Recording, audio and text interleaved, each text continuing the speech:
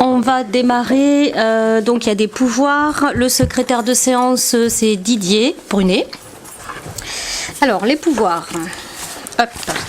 J'ai un pouvoir de Stéphanie Lauberton pour Clarisse Albert, un pouvoir de Damien Gros pour Christian Couturier, un pouvoir de Patrice Salot pour Guillaume Thune, de Emmanuel Lusati pour Sylvie Dubreuil-Moreau, de Jean-Marie Palussière pour Frédéric Feuillatre, qui arrive tout de suite. Elle est là, il suffit de l'appeler. Ah, voilà. Et de Fabienne Norcil pour Madame Rabillet. Avant de démarrer, je vais faire passer un document. Donc, je vous explique ce que c'est. Il faut que vous signiez ou pas, si vous avez envie. Pour donner des informations, c'est pour l'AMF qui souhaite avoir vos coordonnées si vous souhaitez être informé plus largement sur tout ce qui est droit à la formation, indemnité de fonction, etc. Donc, c'est pour mettre dans leur base de données. On ne s'est pas permis de donner pour vous, donc vous faites circuler. Ceux qui veulent, ils s'inscrivent, sinon, vous n'êtes pas obligés.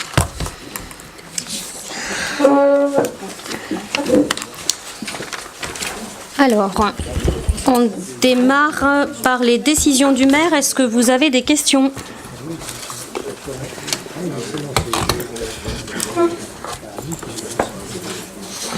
Pas de questions sur les décisions ? Bien. Vous avez le tableau des effectifs comme d'habitude. Je vous propose en fait de déplacer le point sur le projet culturel en premier et à la place du PLH, puisqu'on a Damien Grelier qui est là en support technique si besoin. C'est pour pouvoir le libérer si vous en êtes d'accord. Ça pose de problème à personne. Donc c'est parti. Donc on démarre sur le point qui était normalement numéro 3 sur le projet culturel. Avant de laisser la parole à Patricia Elias, donc l'adjointe à la culture, en charge de ce dossier, je compte faire une petite introduction sur ce projet donc pour la médiathèque. Ce projet, qui est un projet de mandat, est une ambition forte dans la politique culturelle de la ville au service des Sorignirois. Ce nouvel équipement social, éducatif et culturel s'appuie sur des convictions politiques très claires. Ça sera un lieu de vie pour l'ensemble des habitants, pour qu'ils puissent se rencontrer et avoir accès à des ressources totalement différentes, au-delà du livre, évidemment. C'est un projet co-construit avec les habitants, les agents de la ville, les élus, les bénévoles, la DRAC et la bibliothèque départementale. Il participe et accompagne le développement et l'attractivité de notre commune. Ce sera un véritable projet global de territoire, un équipement de proximité qui va permettre l'animation du centre-ville, en lien avec tous les autres équipements et services de la commune. Je pense par exemple aux écoles, aux services enfance, social, à la sanglerie en partenariat. Pour les habitants, ce sera des services, je l'ai dit tout à l'heure, bien au-delà du livre, un lieu de vie. C'est un projet ambitieux, oui, mais sérieux et maîtrisé. Parce qu'il y a un agenda qui est pensé dès l'origine du projet et qu'on a le temps, donc on peut bien y travailler, avec un financement sécurisé. Ce projet qui se veut évolutif n'est pas rigide, c'est-à-dire qu'il peut évoluer si on en a besoin pour pouvoir l'adapter au retour qu'on pourrait avoir. Ce projet culturel formule des orientations, des finalités, des services et des installations nécessaires pour une politique de lecture publique de qualité. Aujourd'hui, donc, est un moment important pour notre future médiathèque et nous sommes fiers de ce projet emblématique pour notre commune. Je te laisse parler, Patricia. Merci, Madame le maire. Je vais certainement vous redire des points qu'elle a déjà énumérés, mais bon, on ne s'est pas concerté, donc c'est pas grave. Donc ce projet médiathèque, oui, c'est le fruit d'une volonté politique inscrit dans notre mandat en 2014. C'est donc un projet emblématique pour la commune qui a été imaginé en concertation depuis quelque temps avec les élus, les habitants, les techniciens, les bénévoles, la DRAC bien sûr et la BDLA, comme l'a dit Madame le maire. Cette participation est au cœur de nos préoccupations municipales. Nous voulons concevoir un équipement de proximité au plus proche de la vie des habitants, identifié par la population. Le développement s'articule autour de 5 axes, donc que vous avez dû avoir dans votre projet scientifique que vous avez tous reçu et tous lus, comme moi. Donc ces axes sont l'accès, pour une plus large amplitude horaire où on a déjà commencé là depuis le 1er septembre. On est passé à 35 heures par semaine. Pardon ? Pardon, 25 heures par semaine, pardon, merci. Voilà, je suis ambitieuse, oui, c'est ça. Merci, Damien. Des facilités d'usage, des actions hors les murs qui comptaient rencontrer dans ce projet, aller à la rencontre des publics empêchés ou éloignés du livre. On aura aussi l'axe 2 sur l'accueil, des espaces adaptés qui favorisent la rencontre des publics, qui permettent la cohabitation des usages. Notre jardin qui a été vraiment pensé par tous, c'est vraiment un point fort sur ce projet et qui est vraiment sur la concertation est vraiment unanime par tout le monde. Et la médiathèque sera vraiment un lieu intergénérationnel. L'axe 3 est sur la découverte. Une découverte riche en offres de ressources riches et plurielles, sur les livres, les vidéos, la musique, des jeux, des services numériques de qualité, au niveau du site internet, des ressources numériques, des médias sociaux, et la participation aux actions culturelles de la commune qui s'inscrit déjà dès aujourd'hui dans la programmation culturelle que vous avez pu voir dans la plaquette. L'axe 4 est de cultiver donc ce fameux jardin. Ça sera une identité verte et s'appuyer sur les compétences des usagers. Parce que nous, on va proposer des choses, mais les usagers vont aussi proposer des choses. Donc on sera vraiment sur un lien de proximité. Et la participation, bien sûr, des habitants. Et l'axe 5, donc, ça sera piloter et organiser la décision, les enjeux de la gouvernance et le lien au projet d'administration qui viendra l'année prochaine.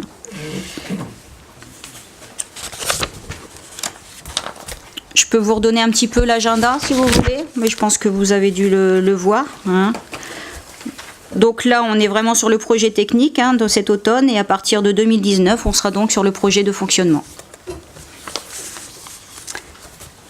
Avez-vous des questions ?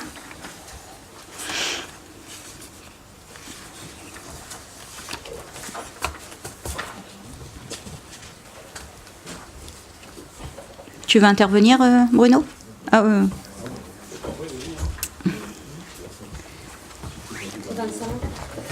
Vincent, vas-y. Donc, beau projet, beau contenu. Ça, on n'en a jamais douté.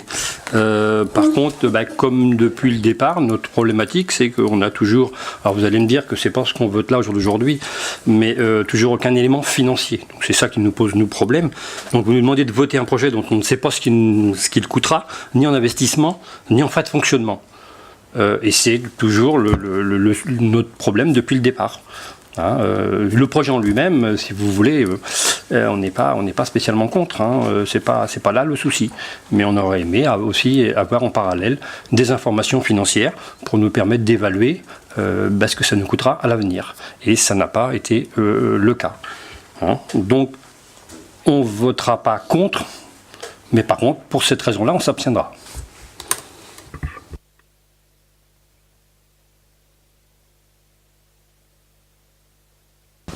On a eu des... pardon, excuse-moi. On a eu des réunions déjà des comités de pilotage où on a parlé effectivement du projet dans sa globalité, notamment les chiffres que vous avez eus, c'était quand on a voté le traité de concession, vous avez eu des chiffres sur la médiathèque qui aujourd'hui ne peuvent pas être figés puisqu'on est bien sur un projet, on n'est pas sur quelque chose d'acquis. Pour le fonctionnement, ça va dépendre, et on en a parlé des projets qu'on va mettre à l'intérieur de cette médiathèque et notamment des ETP, donc du personnel, qui va y avoir de l'amplitude horaire d'ouverture. Donc effectivement, c'est quelque chose aujourd'hui qui n'est pas à la ligne près, effectivement, porté au chiffre près, pardon, mais qui vous le savez, sera porté en partie financé de toute manière pour tout ce qui est travaux, construction, même personnel, même livres, etc. Pour près de la moitié, en tout cas par. Vous avez eu l'intervention lors du dernier comité de pilotage du responsable, de la personne qui représente l'État, donc de la DRAC, qui est venue parler effectivement de ces subventions et qui vous a donné. Alors, comme il l'a dit, il ne peut pas effectivement le certifier puisque c'est un dossier aujourd'hui qu'il faut donner. Si on a fait le choix ambitieux de prendre le temps de préparer ce projet et d'embaucher Damien ici présent, c'était bien pour pouvoir avoir ce projet qui soit ficelé et qui soit correctement prêt pour qu'on puisse avoir le maximum justement de subventions. C'était bien pour pouvoir travailler ce projet-là. Lui, ce qu'il nous a dit, et vous étiez là, c'est que aujourd'hui, tous les projets qui ont été demandés pour des médiathèques ont été financés, qu'il n'y a pas eu de surprise et qu'en plus le budget a été augmenté, je ne sais plus de combien de pourcents, 8%, 10%, pour justement arriver, on l'a vu avec les dernières évolutions en matière de culture du programme à Macron, c'est de pouvoir développer les amplitudes horaires, notamment sur le dimanche des bibliothèques, et du coup de financer ce qui va coûter effectivement en personnel notamment. Donc tout ça, ça nous permet d'être, je l'ai dit tout à l'heure, tranquille, on n'a pas des chiffres exacts, mais pour pouvoir avoir un projet, il faut bien le démarrer. Et ce projet culturel, tu l'as dit, mais effectivement, il n'est pas là dans un cadre financier, il permet justement de pouvoir savoir après derrière, qu'est-ce qu'on va mettre derrière ce fonctionnement, notamment. Je ne sais pas si Damien... Si vous voulez compléter, Damien, comme c'est technique, je vous laisse là. Oui, juste un mot sur la question des financements, pour rappeler des dates quand même dans l'agenda du projet qui font partie de la présentation qu'on a donc mis en place lors du dernier comité de pilotage. Ce soir, c'est la question du projet culturel, donc les objectifs, les finalités, Madame le maire en a parlé. À partir de l'automne, on commence la phase de programmation technique qui va nous permettre d'instruire les coûts effectifs d'investissement et des préconisations sur les coûts de fonctionnement, avec un projet de fonctionnement qui sera donc travaillé cette année pour aboutir en juin 2019, sur la base des critères aussi, alors sur la base des critères que vous poserez évidemment, mais si on souhaite s'inscrire dans un projet soutenu par l'État sur la base de critères que la DRAC formule et qu'on vous a exposé aussi lors du dernier comité de pilotage, notamment en termes de moyens d'acquisition par habitant, de surface du bâtiment par habitant. Je ne les détaille pas dans le détail, il y en a 5 en tout. En résumé, c'est bien ce qu'on va mettre dans ce projet, donc ce soir, qui va nous permettre de savoir effectivement combien ça va nous coûter demain.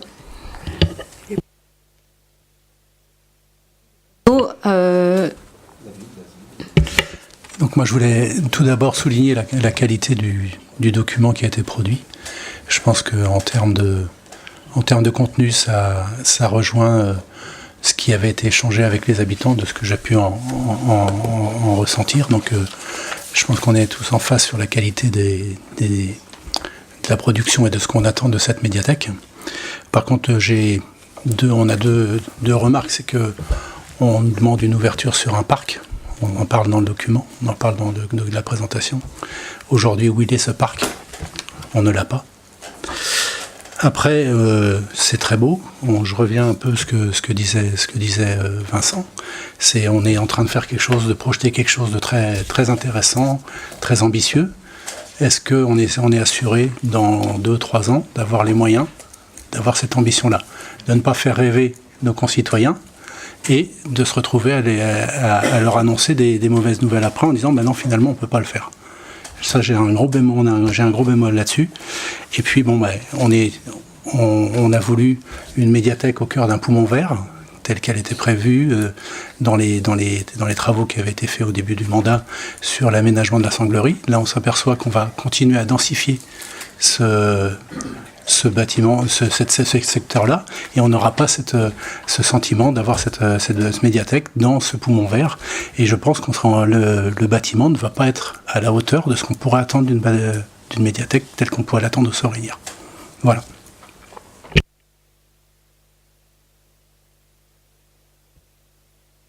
Moi, je voudrais revenir quand même sur l'histoire du parc. Le parc, il est existant, il y a un visuel déjà. Et on va le créer aussi. On va créer un jardin. Ça fait partie du projet. Ça va être... Le parc, il est existant. Il y a un visuel. Il sera, de toute façon, il y aura une visibilité sur le parc. Même s'il y a un grillage autour, il y aura quand même un visuel. Ah ben bien sûr, mais d'où la création du jardin. Mais le parc, il fera quand même partie intégrante quand même du projet de la sanglerie. Il n'y a pas... Je suis sûr qu'aujourd'hui, je suis sûr que non. Peut-être que demain, aujourd'hui, peut-être que demain, mais aujourd'hui, tel que je connais le projet, ce parc-là ne fera pas partie du projet de la sanglerie, de ce que je sais des choses. Juste sur le projet initial, c'est-à-dire au début, dès 2014, quand on a commencé à réfléchir à ce parc, effectivement, le parc de la sanglerie est ouvert aujourd'hui. La demande de la sanglerie de fermer et de leur intérêt pour protéger effectivement leurs résidents, on l'entend, et c'est de leur droit puisque ça leur appartient.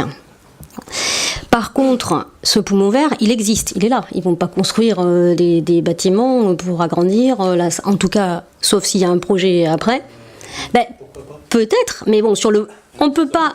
Je veux dire, on n'est pas responsable. Enfin, vous pouvez rigoler, mais c'est leur propriété privée. On n'est pas responsable de ce qu'ils vont faire dessus, quand même. On va pas leur interdire non plus de construire dessus. Bon, donc on a une partie de foncier qui est à nous.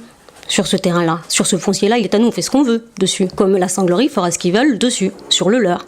Donc notre projet, notre choix, notre ambition, c'est bien que ça soit une médiathèque et un projet qui soit un poumon vert. Donc si on doit réduire la voilure sur le nombre d'habitants, c'est un choix qu'on fera. Je te l'ai déjà dit sur le traité de concession quand on l'a voté en juin.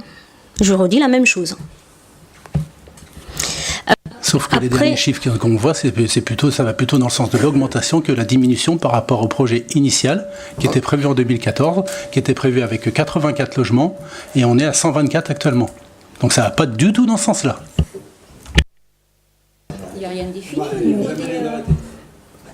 Ben non, puisqu'on est sur un projet. Il n'y a rien d'arrêté aujourd'hui. Sauf qu'à chaque fois, les tendances, c'est on en fait plus, on en fait plus, on en fait plus, et finalement, on en conclut qu'on en fait toujours plus. Pour l'urbanisme.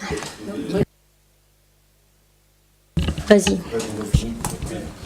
Laisse Bruno finir et puis tu répondras sur l'urbanisme après.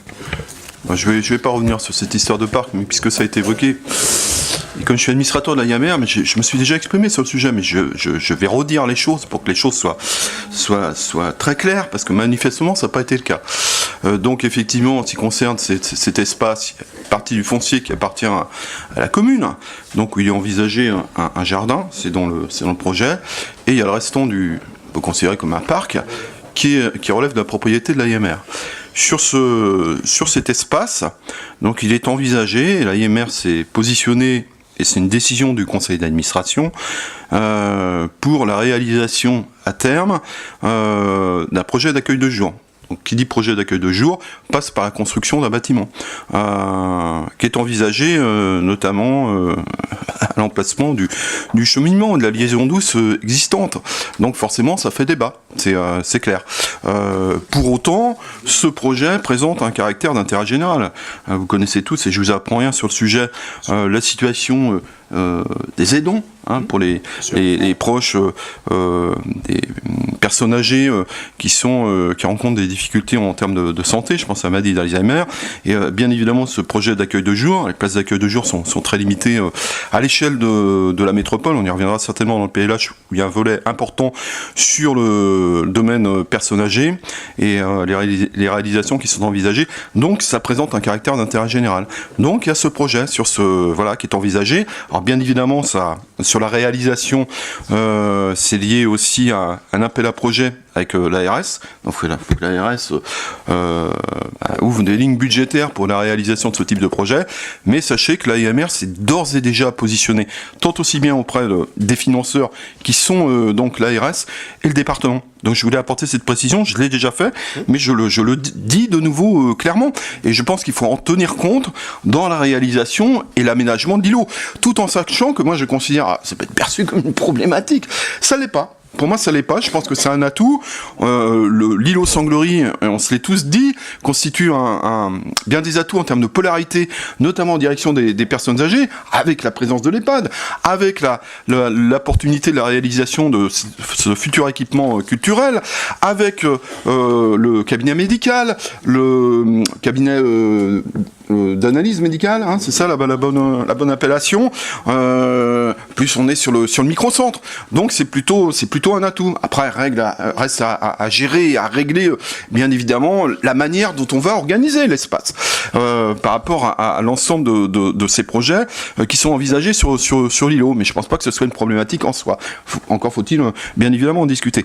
Moi je voulais revenir, je voulais pas parler de ça, mais puisque j'en ai parlé.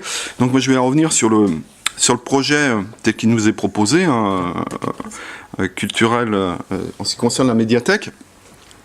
Déjà féliciter monsieur Damien Grelier, ça a été fait, mais je rejoins les félicitations pour la qualité du document qui nous est soumis à délibération. C'est quand même un document très très riche, hein, qui a été travaillé sur beaucoup de sujets, ce que peut être une médiathèque à l'échelle d'une commune, en tous les cas ce qu'elle doit être, ce qu'on souhaite en faire.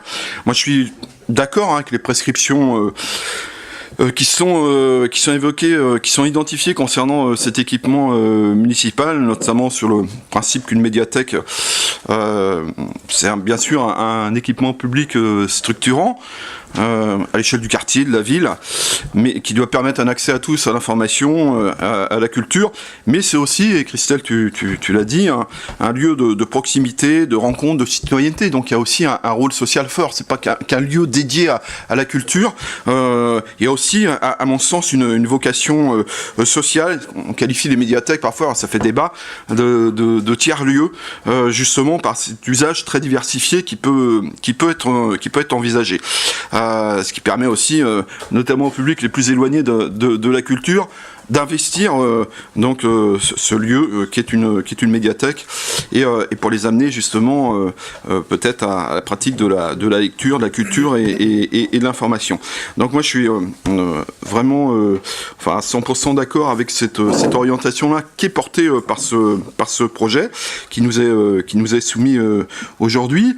Je voulais ajouter aussi en termes de commentaires, c'est évoqué dans le projet, même si on n'est pas aux éléments de programmation, hein, on est d'accord, on n'est pas aux éléments de programmation, ça viendra après, hein, tout ce qui relève de l'architecture, ça a quand même été effleuré, et à juste raison, il faut bien quelque part identifier aussi le projet, hein. Donc ça je le comprends, et il me semble important de dire que cette médiathèque doit être vraiment identifiée dans sa conception architecturale en termes de visibilité dans l'espace urbain et l'espace environnemental. Ça me semble être très important. Alors je sais que ça a été acté en tant que tel dans le projet, mais c'est vraiment un élément déterminant.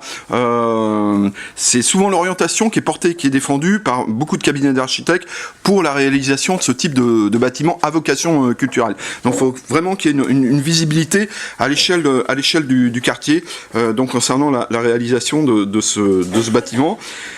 Un point qui, à mon avis, qui est pas assez marqué, mais c'est peut-être pas la vocation non plus de la présentation du projet, c'est la question de la mixité. D'ailleurs, ça fait question lors du COPIL. Certains sont interrogés sur ce qu'on voulait dire par mixité.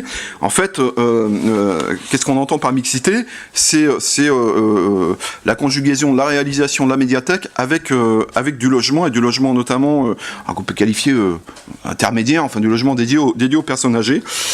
Donc ça, je pense que dans un second temps, il serait bien qu'on arrive à croiser ces deux projets. Vous en souvenez, Christian Couturier, en son temps, m'a chargé d'une mission de réflexion. Donc moi j'avais formulé certaines préconisations qui bien évidemment doivent être soumises au débat. Donc il serait intéressant, alors je sais quand, j'en sais rien, comment, mais il serait intéressant peut-être qu'on puisse en discuter pour voir comment on peut organiser aussi la gestion de cet espace avec la réalisation de ce projet de médiathèque et donc la conjugaison aussi de logements dédiés aux personnes âgées sous une forme qui reste bien évidemment à déterminer. Je voudrais juste conclure par le principe que là, il s'agit d'un projet culturel qui est dédié au fonctionnement de la future médiathèque. Mais il me semble quand même que on ne peut pas avoir à considérer seul ce projet culturel sans avoir à l'intégrer in fine plus tard dans la définition d'une politique culturelle à l'échelle de la commune. Bien sûr, c'est un élément majeur en tant que tel, mais il me semble important de définir. On a une saison culturelle, qui se décline sous la forme d'un agenda culturel. On a déjà, on part pas de rien. Il se passe beaucoup de choses sur la commune, sur le plan culturel, en relais avec les associations. Bien évidemment, c'est très très riche. Mais à mon sens, il serait important de définir et d'arrêter une politique culturelle avec des orientations clairement définies, avec des questionnements que moi j'ai sur ce que doit être la culture à l'échelle de la commune, quelle conception on a en termes de pratiques artistiques en direction notamment des amateurs, le principe de renforcer l'accès à la culture pour tous les publics, le soutien à la création artistique, à la diffusion culturelle, à la sensibilisation et la médiation culturelle, la mutualisation et l'échange à l'échelle locale, la sauvegarde et la valorisation du patrimoine architectural et écrit. Enfin, j'arrête là, mais vous voyez bien que les domaines ils sont très très vastes et sur lesquels, à mon sens, on doit se positionner pour avoir des orientations et une ligne directrice en matière de politique culturelle.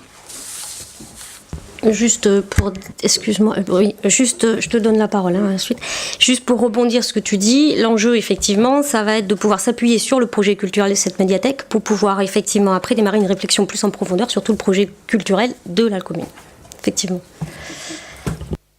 Avant de laisser la parole à André pour l'urbanisme, moi je voulais un peu appuyer ce que vient de dire Bruno. Ce projet culturel, vraiment, c'est quelque chose vraiment un gros travail qui me tenait à cœur, puisque dans le précédent mandat, j'étais donc à l'adjointe à la culture et j'ai ennuyé pas mal mes collègues parce que je voulais une médiathèque. J'en ai beaucoup parlé. Je regarde mon voisin et donc je vois un petit peu le bout. J'en suis vraiment ravie et surtout ce qui me tient à cœur, et avec Bruno dans le précédent mandat, on en avait beaucoup parlé.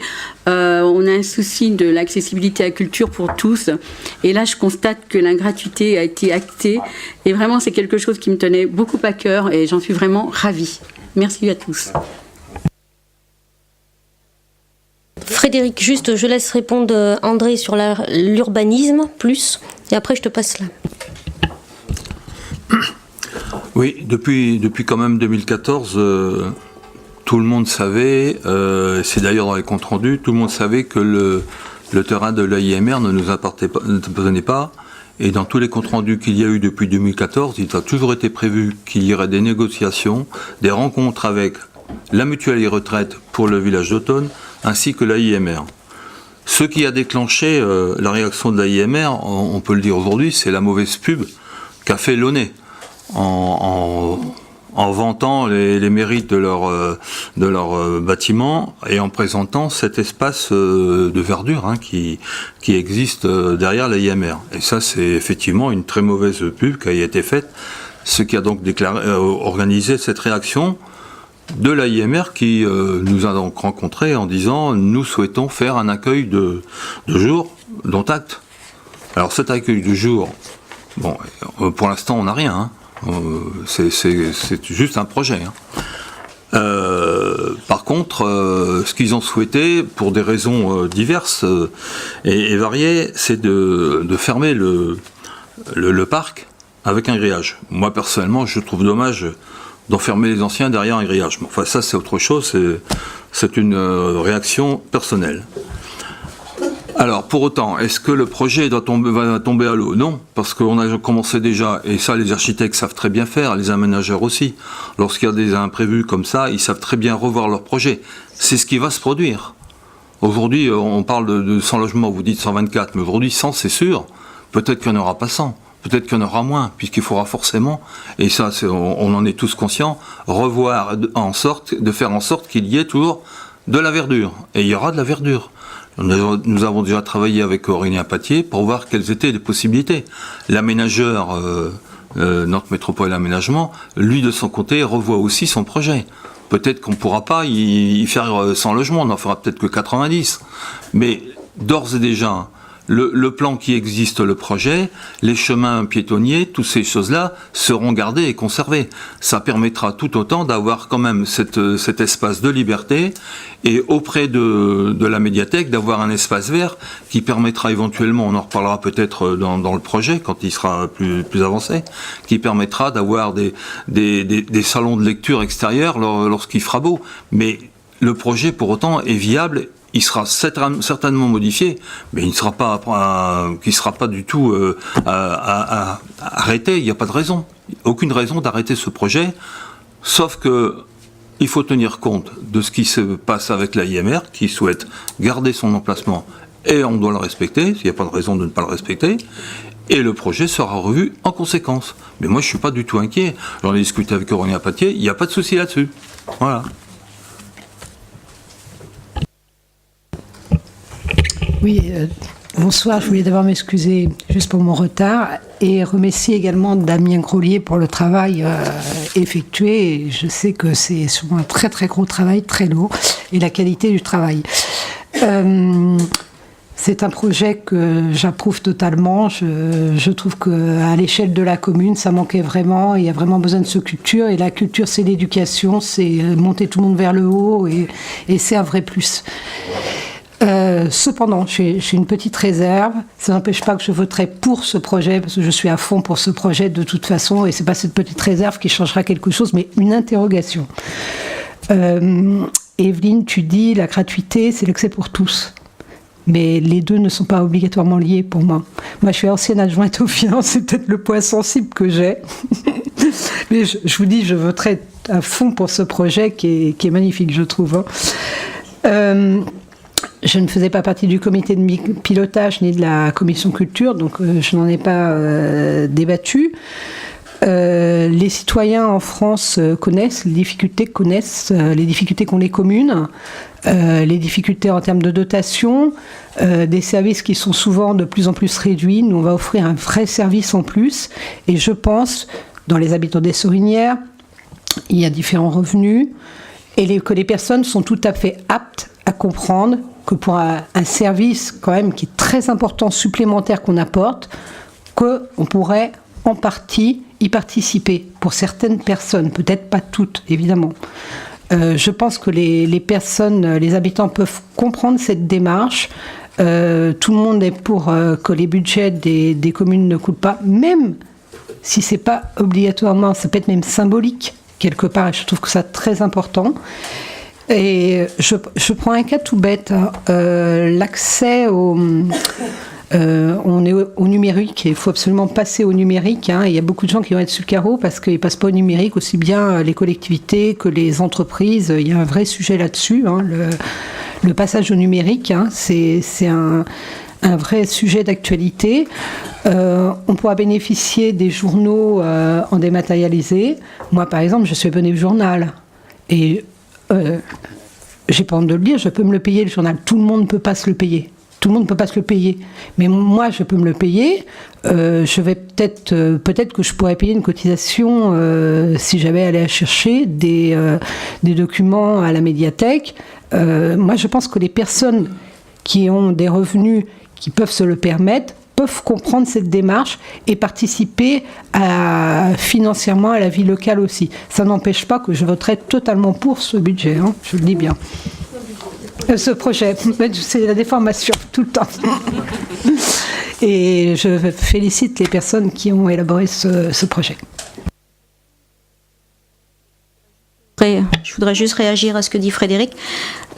Ce qu'il faut savoir, c'est que la bibliothèque, c'est déjà un lieu gratuit pour tous. Tout le monde peut rentrer à la bibliothèque aujourd'hui.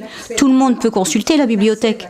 On peut consulter au jour d'aujourd'hui la presse gratuitement. On peut s'installer et lire la presse. Voilà. Après, c'est l'emprunt. Aujourd'hui, c'est l'emprunt qu'on fait payer. Mais la consultation de la bibliothèque, c'est un lieu quand même qui est ouvert à tous et qui est déjà gratuit. C'est au niveau de l'emprunt. Mais après, les choses, normalement, ils sont dématérialisées. Les journaux, à partir du moment où ils sont dématérialisés, ils arrivent chez moi, quelque part, si tu veux. Mais un accès libre et gratuit, bien sûr, comme tous les... Enfin, c'est un bâtiment public, en plus. Hein. Mais j'estime que les habitants peuvent comprendre et sont prêts, je pense, à le comprendre du fait de toutes les difficultés qu'ont les communes actuellement, qui peuvent, pour certains, je n'ai pas dit pour tous, évidemment, participer en partie à la location, par exemple, de livres ou autres. Oui, mais les champs, enfin... pardon. Ah, excusez-moi. Oh, Muriel, pardon. C'est Christelle qui est. Enfin, je pense qu'on a peut-être la même... c'est peut-être maintenant ma déformation aux affaires sociales, mais même dans mon premier mandat, lorsque j'allais à la bibliothèque, moi, j'ai rencontré des gens qui ne... Même 5 €, c'est difficile. Bien sûr, mais pour eux, il faut donc, que ce soit gratuit, évidemment. Ah bah oui, mais comment on fait? Comment on fait dans ce cas-là? Comment on fait dans ce cas-là? Des tarifs évolutifs. Attendez, il faut reprendre. Non, oui, non. On laisse parler Muriel, parce que sinon on va faire que rebondir, mais elle parlera pas. Moi, je voulais juste reprendre pas une discussion, mais un point de vue plus méta, je dirais. Moi, je partage complètement à la fois le projet, vous savez, puisque je fais partie de la commission.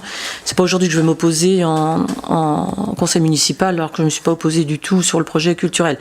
D'ailleurs, on lit en intitulé le projet scientifique. Hein, on est bien d'accord.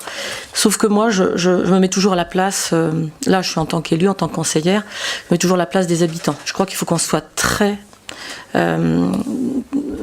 facilitant en termes de grille de lecture pour les habitants des Sorinières. C'est-à-dire qu'aujourd'hui, nous, on fait partie d'une commission, on en parle entre nous, on est OK sur le planning, mais la com, elle est tout autre. C'est-à-dire que je ne mets pas en doute la communication qui passera. Mais il faut qu'on soit très vigilant sur l'ampleur d'un projet, parce qu'on peut partir dans tous les sens. Damien Grelier, le travail est magnifique, on le sait. Je crois qu'à un moment donné, il faudra qu'on se restreigne, parce que on peut partir dans tous les sens, et forcément, c'est un budget. C'est un budget, c'est un coût financier sur les bâtiments. On a parlé de compétences en commission, ça coûte cher. Les compétences coûtent cher aujourd'hui. Les subventions, elles sont ce qu'elles sont aujourd'hui, hein, dans une politique contrainte. Aujourd'hui, c'est ça, et demain, c'est autre chose. Moi, je pense qu'il faut vraiment qu'on soit de plus en plus précis sur ce qu'on veut vraiment sur cette médiathèque, pour qu'on puisse le traduire sur un coût financier. Parce que c'est là que les habitants posent des questions. Ils ne sont pas contre, comme nous, sur ce projet scientifique, ce projet à la fois pédagogique, tout ce qu'on veut, hein, mais la traduction en coût, en monnaie sonnante et trébuchante, ça touche au porte-monnaie, à la fois en national, mais aussi en local. Et franchement, les habitants, là, parlent. Ils posent des questions, alors on n'a pas de réponse aujourd'hui, mais je pense qu'on doit vraiment être vigilant à traduire ces traductions financières à ce projet. Franchement. J'entends ce que tu dis. Il est comme l'a dit hein, Damien, ça vient à la suite, hein, effectivement, de ce qui a été dans ce projet culturel-là. Juste ajouter que, comme on l'a fait jusque-là, notamment pour les projets en général, mais notamment celui-là, qui est quand même un projet qui est quand même co-construit tous ensemble. Je parle des élus, mais je parle des habitants. Et la transparence, jusque-là, on l'a eu, donc je ne vois pas pourquoi on ne continuerait pas à le faire. Le travail, on le fera. On est tous d'accord sur une chose, c'est qu'il faut cette médiathèque. On est tous d'accord sur une chose, c'est qu'on veut de l'espace vert. Donc je pense qu'on devrait s'en sortir. Moi, j'ai envie d'être positive et de me dire que ce projet, il sera au service des Soriniérois avec quelque chose qui est très attendu et qui correspondra effectivement à ce qu'on veut travailler pour eux. Juste pour rebondir vraiment 2 minutes, même pas 2 minutes, c'est 2 phrases. Je vois Vincent qui rigole. C'est qu'on sait très bien que des projets de telle ampleur, moi on en mène un dans mon domaine professionnel. Aujourd'hui, on a des coûts financiers. Ça y est, ils sont sortis.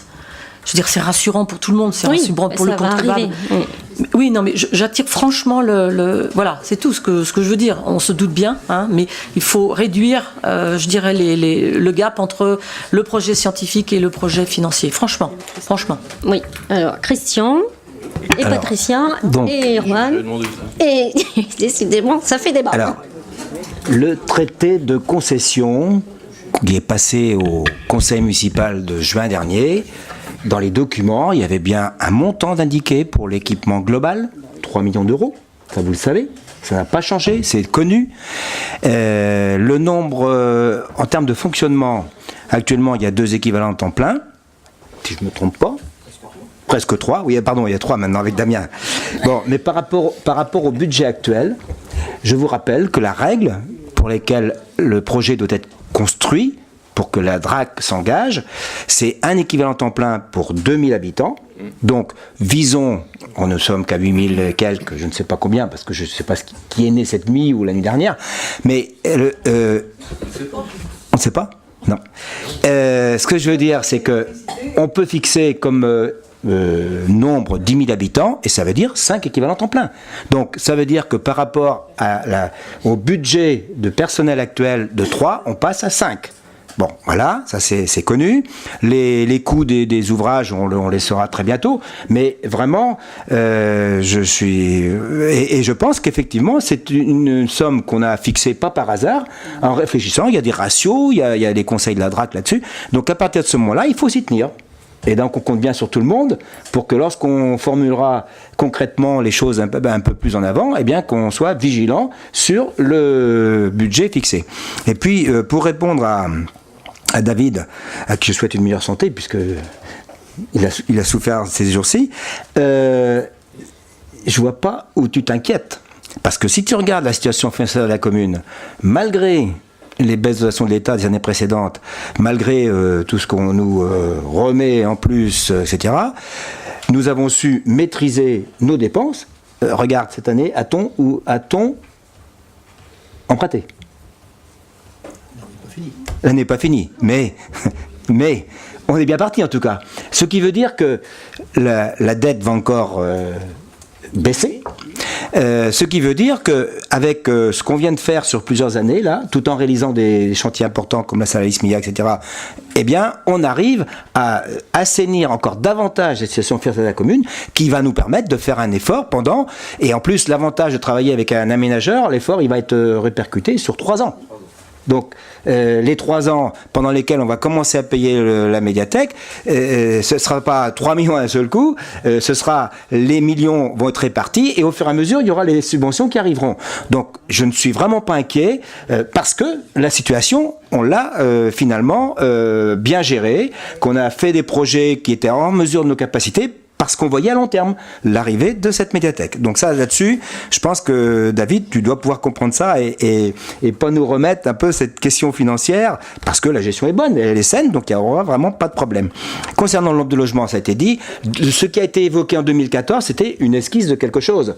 Le nombre de logements, au fur et à mesure qu'on avance dans la construction, on peut se retrouver avec un nombre de logements différent. Mais la nécessité, sans prendre... Parce que moi j'ai jamais conçu qu'on pouvait prendre le terrain de la IMR.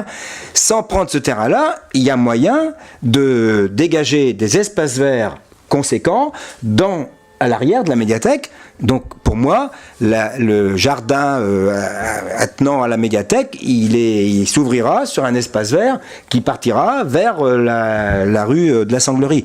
Et donc, cette question-là, à mon avis, c'est un faux problème, puisque on va trouver des solutions. Bien sûr, au niveau de, si on fait moins de construction pour avoir ce poumon vert, eh bien, on en assumera les conséquences en termes de coûts, parce qu'évidemment, on dépensera moins on aura moins de recettes par les logements. Mais ça, c'est quelque chose sur lequel on est tous d'accord. On a voté, on a parlé du PLUM qui est vraiment concentré sur la nature. Bah, il faut le mettre en œuvre. Et donc là, si on ne trouve pas les espaces naturels suffisants, à notre avis, pour ce projet, eh bien, il faudra faire moins de logements. Et ça, je confirme tout ce qui a été dit.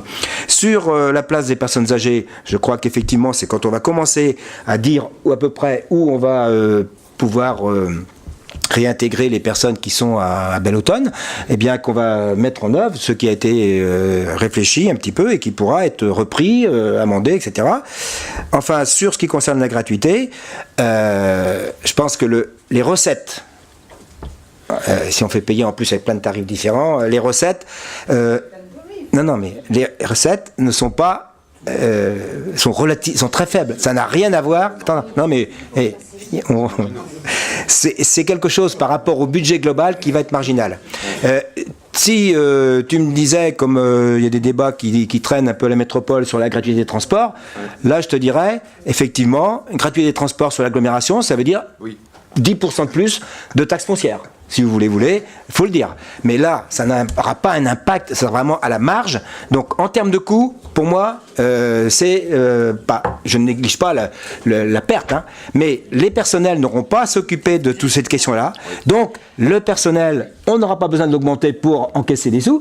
On aura simplement du personnel présent pour mettre en œuvre ce projet culturel et accueillir les habitants pour répondre à ce qui fait l'essentiel de notre projet. On est vraiment sur un projet. Et puis, il y a quand même une inscription, donc on suit où vont les ouvrages ou les documents empruntés, etc. Voilà ce que je voulais dire pour compléter ce qui avait été dit.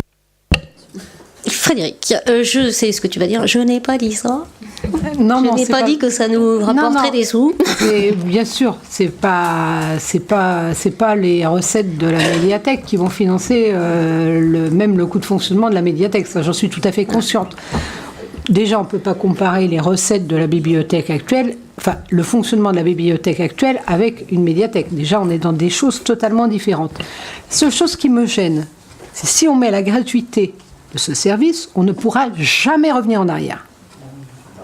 Non, mais... C'est-à-dire, la gratuité d'un service, une fois qu'elle est acquise, c'est impossible de repartir dans un autre sens, de toute façon. Hein. Mais, tu espères bien, mais il y a quand même des personnes qui ont des revues plus que confortables sur la commune, qui peuvent très bien comprendre, qui peuvent participer à des équipements, enfin, pas à des équipements, mais à un service qu'ils auraient en supplément, tout en ayant bien sûr un accès gratuit. Ça ne me gêne pas. Mais je pense que c'est une question de solidarité aussi. Est-ce que la gratuité pour tous, c'est l'équité ? Moi, j'en suis pas persuadée. C'est toujours le même sujet. Je pense qu'il faut plus le voir comme la levée d'un levier et la possibilité aujourd'hui de se dire que face à la culture aujourd'hui, on discute pas effectivement une entrée ou donner, ça voudrait dire demander des quotients familiaux, ça voudrait dire arriver à ça, et là on est sur quelque chose qu'on veut d'ouvert et de partage et de rencontre. Donc si on commence à arriver avec des quotients familiaux, tu dois donner, tu vois, ton quotient et ça te donne un tarif, moi ça me gêne aussi. Sur le principe, je trouve que c'est un véritable choix pour une ouverture et pour une levée de frein, enfin moi je le vois plus comme ça. Mais sur la question de la gratuité, c'est tout l'objet de ce que doit être une politique culturelle à l'échelle de la commune. Voilà, j'en ai parlé, voilà, on voit bien le questionnement qu'on a. Moi je suis tout à fait d'accord avec ça, hein. J'en suis ravi de cette orientation. Ça pose la question de ce que doit être cette médiathèque. Et pour moi ça doit être un service public, municipal, qui s'adresse à tous les habitants. J'ajoute par ailleurs, alors j'entends la question du coût du fonctionnement, ouais. Sauf que sur l'investissement, on a beaucoup parlé de l'investissement, certains ont manifesté des inquiétudes, des interrogations sur le coût, même si effectivement, tu l'as dit Christian, ça avait été évoqué au mois de juin, hein, 3 millions d'euros, etc. Mais j'ajoute quand même que sur la question de l'investissement, ce sont quand même les habitants de la commune qui financent et qui participent via la levée de l'impôt. Voilà, ils participent financièrement à la réalisation de cet équipement municipal. Après, un point qui me parle plus particulièrement, ayant eu à gérer l'action sociale sur le territoire de cette commune, je sais par expérience, puisque moi j'avais souhaité en son temps assurer un accès gracieux en ce qui concerne l'usage pour les bénéficiaires des minima sociaux. Voilà. Sauf que, quand on y réfléchit d'un peu plus près, alors on peut prouver de la satisfaction en prenant ce type de disposition, en se disant, c'est bien, on permet à des personnes qui sont en situation de difficulté d'accéder à un certain nombre de prestations sur le territoire de la commune. Une fois qu'on a fait ça, c'est pas suffisant. Déjà, il faut bien comprendre que le plus souvent, c'est perçu comme particulièrement stigmatisant, parce qu'on accède à une prestation au regard d'un statut. Voilà, c'est parce qu'on est bénéficiaire de minima sociaux qu'on a accès à la gratuité, à une tarification privilégiée. Donc il y a quand même un caractère stigmatisant. Voilà, et c'est un frein notamment à l'hypothèse de la fréquentation. Je rejoins ce que tu dis, ça constitue un levier en termes d'usage. Oui, c'est un frein. Donc moi, c'est notamment un des éléments qui me parle pour aller vers la gratuité par rapport à notamment cette problématique plus ciblée, et intégrer une dimension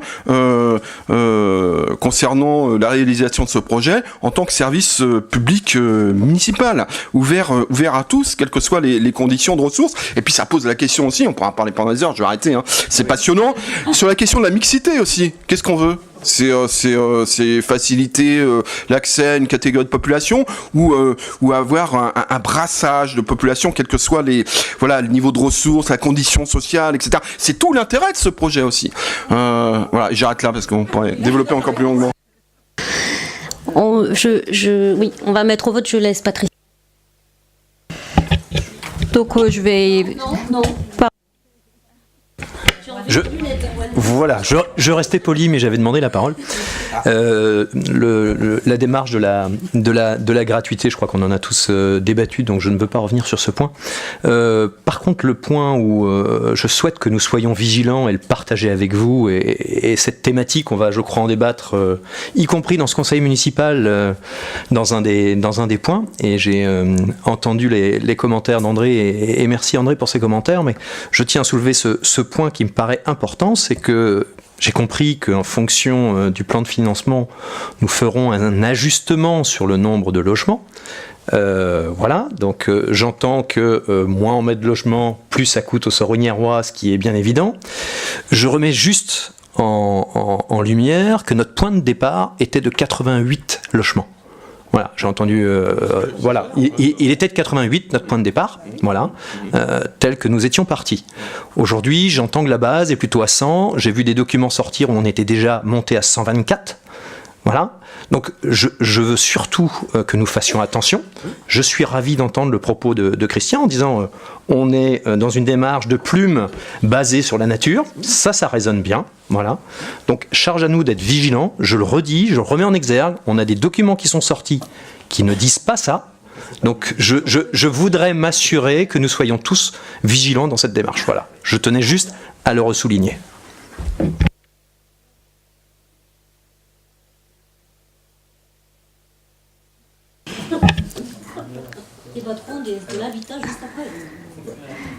Donc nous allons opter pour ce projet. Avant cela, j'aimerais aussi moi aussi remercier Damien pour cette construction de travail qui était vraiment qualitatif et transparente pour tous. Et voilà. Donc merci Damien pour ce travail. Alors, qui est contre ? Qui s'abstient ? J'ai une abstention de Damien. 1, 2, 3, 4, 5, 6, 7 abstentions. 7. Merci.